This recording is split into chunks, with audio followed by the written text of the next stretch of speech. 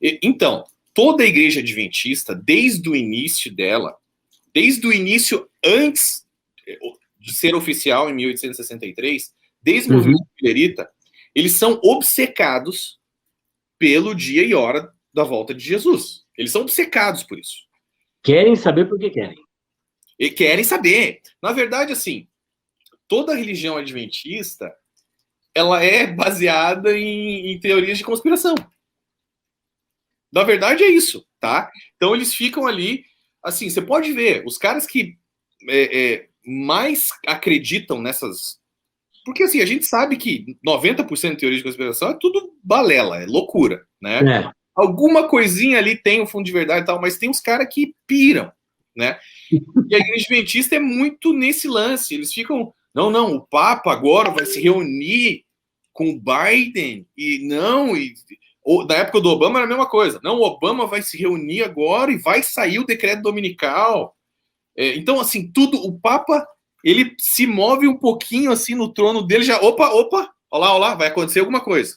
Sabe? Não, inclusive, Donald Trump, para alguns, já era o que ia assinar o decreto dominical. Sim. Não, assim, não dá. São coisas assim realmente bem complicadas, né? Começo a gente estava falando sobre apologética, né? A apologética, ela na verdade alinha o cara, né? No que realmente é o cristianismo e no que é loucura, o que é aberração, o que é heresia, né? Então assim a gente vê que dentro do cristianismo a gente tem várias, digamos assim, bolhas, né? Bolhas. E a apologética, ela tenta entrar e estourar essas bolhas e criar uma unidade em torno da sã doutrina, né? Só que a bolha adventista, ela é muito grossa, cara. É difícil de entrar, sabe? Eles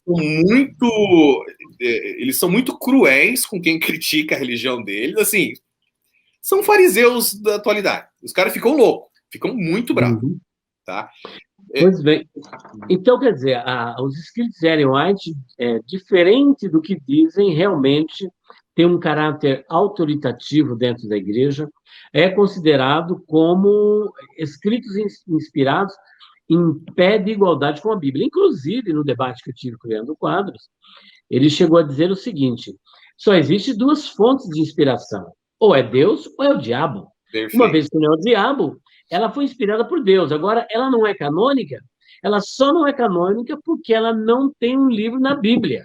Mas a autoridade, a inspiração é a mesma. É o mesmo grau de inspiração. É o que ele afirmou. Ele falou isso mesmo, eu lembro disso. E assim, é o que a maioria das pessoas pensam dentro da igreja adventista, é exatamente isso. Ele pelo menos teve coragem de falar a verdade. Tá? Teve coragem. Mas muitos vão ali nos programas e falam, não, elas estão equiparados aos profetas deuterocanônicos, que não estão na Bíblia, não sei o quê. É tudo enrolação, tá? Tudo enrolação. Creem, até porque o que ele falou é real. Só tem um Espírito Santo. Você vai ser inspirado por quem?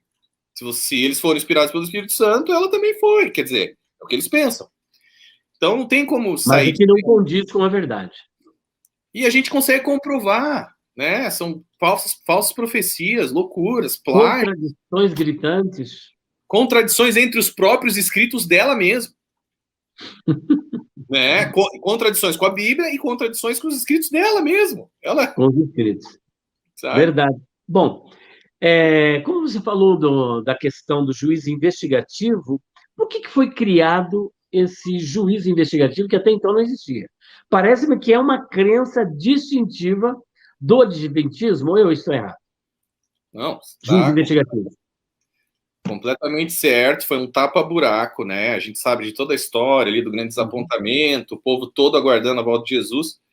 Mudaram 3 vezes a data, né? Não deu certo na primeira, não deu certo na segunda, não deu certo na terceira. Na terceira, Samuel Snow veio dizendo que era o dia 22 de outubro. O povo todo acreditou e se jogou de cabeça, lançava fora os pertences todos nas ruas, não colheram as plantações.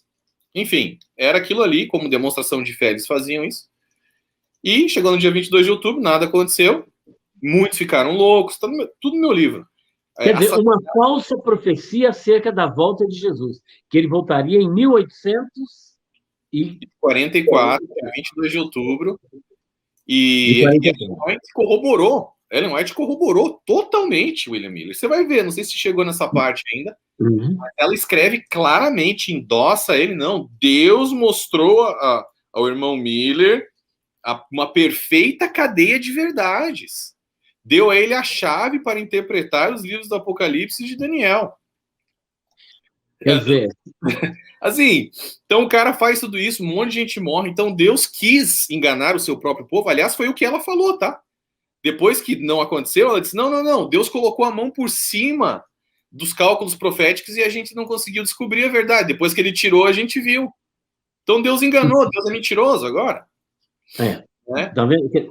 Então, veja bem, agora, para poder acobertar essa grande frustração, eu não sei se é mito, diz que pessoas se suicidaram, outras abandonaram tudo. Como que foi depois dessa grande decepção? Como que foi para aqueles seguidores? Então, é o dia conhecido como grande desapontamento, né? E eu fui atrás, para você ter uma ideia, eu fui na biblioteca de Washington, D.C., para buscar os jornais, as manchetes dos jornais da época, que você só encontra lá, para ver o que tinha acontecido de fato ali. Então, assim, você vai ver, porque eles romantizam a história, tá? Se você for ver o filme lá deles, não falam nada disso, não falam nada do que aconteceu de verdade. Eu assisti. Né? Então, assim, o povo se matou, marido matou esposa, mãe matou filhos morreram de frio porque eles passaram a noite toda e o dia todo aguardando fora de casa a volta de Jesus, e era muito frio, era lá no norte, né, New England e tal, e então era muito frio. E aí, assim, não cobriam as crianças e nada disso, e eles acabaram morrendo de frio. Muitas crianças morreram de frio, mas muita gente ficou louca. Foi uma crise de saúde pública maior que a febre amarela e a cólera aqui nos Estados Unidos. Isso, houve uma reportagem, então, relacionada a isso. Tem jornais, documentos. Vários jornais ao redor dos Estados Unidos inteiro divulgaram o que aconteceu ali, tá? Então, assim, tá tudo aí, depois você lê, tá no 3º capítulo. Mas, então, assim, foi bem feio. E aí, o que aconteceu? Claro que isso durou, né? Durou bastante tempo, toda essa loucura, gente... E, assim, teve muita gente que se internou no hospício, mas teve muita gente que ficou louca dentro de casa, tá? E assim, então eles não conseguiram nem mensurar exatamente quantas pessoas, de fato, ficaram, assim, muita gente a gente sabe com certeza o que foi para o hospício, mas muitos outros ficaram nas suas casas malucos, fazendo loucurada. E, assim, muita gente morreu de fome porque não colheu nada da plantação na época e não tinha o que comer. Perdeu a maneira de sobrevivência e tudo mais. Então, assim, foi algo muito sério, muito pesado. E logo ali no dia seguinte, no dia 23 de outubro, Irã Edson fazia parte do movimento ali, né? O famoso dia que ele foi para o Milharal, o campo de Milharal. E, segundo ele, teve uma visão, depois ele disse que foi uma impressão, primeiro ele disse que era uma visão, aonde ele viu Jesus saindo do lugar santo, entrando no lugar santíssimo, no dia 22 de outubro, iniciando uma obra de investigação sobre os justos. Agora, como que é esse ponto? Jesus saindo do lugar santo e indo para o Santíssimo. Significa que Jesus nunca esteve no Santos dos Santos até aquele momento, após a sua ressurreição? Ou ele tinha esse trânsito, ou ele ficou aguardando durante esse tempo todo, dentro da nossa cronologia, desde o 1º século até o século XIX, para poder entrar no Santos dos Santos? É isso que eu gostaria de entender bem, esse pensamento adventista. Vamos lá, muito importante a tua pergunta, tá? Porque o que acontece? Irã Edson, quando ele falou a respeito disso, ele foi o criador da doutrina. Ele foi o cara que originou, foi nele que veio, né, toda essa ideia. Através dele. Então, assim, o que ele disse foi que Cristo entrou pela primeira vez no lugar santíssimo, no dia 22 de outubro. Pela primeira vez, tá? Ou seja, na presença do Pai. Na presença do Pai. Ele ficou parado no lugar santo, subiu, ficou parado no lugar santo até o dia 22 de outubro, de 1844, depois ele foi para o Lugar Santíssimo e iniciou essa obra aí. E como que eles explicam, por exemplo, a questão do cordeiro que abriu o livro selado com 7 selos e recebeu esse livro da mão do próprio Pai? Não, Quem é esse cordeiro, então? Se Jesus só entrou em 1844, quem é esse cordeiro que recebe esse livro? Eles não explicam isso, eles não explicam Hebreus 10, 19, eles não explicam Hebreus 6, 19, 20, eles tentam inventar uma teoria do Hagiá, Hagion, Tarrágia, não, ali era o santuário inteiro, não era o lugar santíssimo, não cabe, não funciona, por vários motivos. Toda vez que a Bíblia usa a expressão além do véu, ela está falando do espaço ali entre o lugar santo e o lugar santíssimo, né? Então, Hebreus 6, 19, 20 é claro, né? Cristo atravessou de uma vez por toda, através do véu. Então, assim, não tem como. Agora, antes até de entrar nessa questão ali, é importante dizer o seguinte: o R.L. Crozier foi o cara que estava junto com o Irã Edson, tá? Olha só que interessante isso. Não sei se você sabe disso. Esse cara foi o cara que escreveu e publicou a doutrina. Quem criou foi o Irã Edson. Quem escreveu e publicou no jornal dele foi um cara chamado O.R.L. Crozier, tá? Num artigo chamado A Lei de Moisés, em 1846.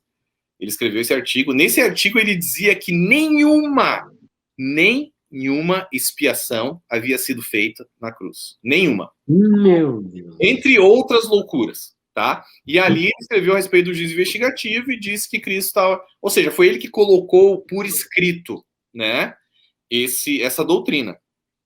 Eles levaram esse jornalzinho para James White, para Joseph Bates, e falaram, o irmão aqui teve essa visão e, né, o outro irmão escreveu, tá aqui, o que vocês acham? Não, é isso aí mesmo.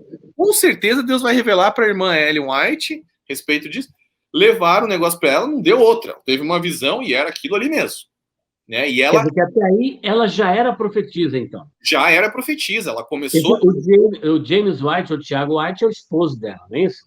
James White, o Tiago White, né, no Brasil, é o esposo dela, e Joseph Bates foi o cara que trouxe o sábado para dentro da igreja adventista, né?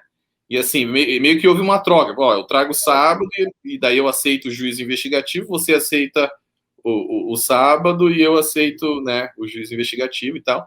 Então um ajudou o outro ali. Mas assim, então ele escreveu, ela teve uma visão dizendo, sim, é isso mesmo, Deus me mostrou que o irmão Crozier teve a verdadeira visão, né, o ponto de vista correto a respeito do assunto. Eu recomendo esse artigo para todos os santos, tá? Aonde ele dizia que não houve nenhuma expiação feita na cruz. Agora, olha só que interessante. Depois de pouco tempo, uns 4, 5 meses, esse cara mudou de ideia. Ele falou, não, peraí, acho que eu tinha comido um negócio estragado aí, acordei umas ideias erradas e escrevi besteira. Não, tá tudo errado. Ele mesmo falou, tá tudo errado, inclusive a questão do sábado. Porque ele também defendia o sábado ali nesse artigo. Não, tá tudo errado, cara, apaga esse negócio aí, esquece disso. Ele publicamente falou isso. Tá? Então, assim, é um padrão que a gente vê dentro da igreja adventista, que os originadores das doutrinas, geralmente, das loucas, né, erradas, malucas, né, se arrependem depois, voltam atrás. Mas a igreja continua divulgando as doutrinas. Como se fosse verdade. Como se fosse verdade. E os próprios originadores davam, não é isso. William Miller falou, não tem nada de juízo investigativo, estava errado, pelo amor de Deus. Ele nunca apoiou nenhuma ramificação ali, desdobramento. Agora, só para entendermos, o juiz investigativo, então, ele é criado para cobertar essa grande frustração da volta de Jesus, mas do que se trata esse juiz investigativo? O que Jesus está investigando? Afinal de contas, o que está vendo lá no céu? Foi um mecanismo... Na criança adventista, é claro. Claro, foi um mecanismo de defesa, de autodefesa psicológica, porque o povo estava passando muita vergonha, todo mundo estava tirando sarro deles, o povo estava indo à loucura e ainda estava passando muita vergonha, ou seja, o inferno, eles estavam passando o inferno. Tá? Esse cara veio e falou, não, gente, é isso.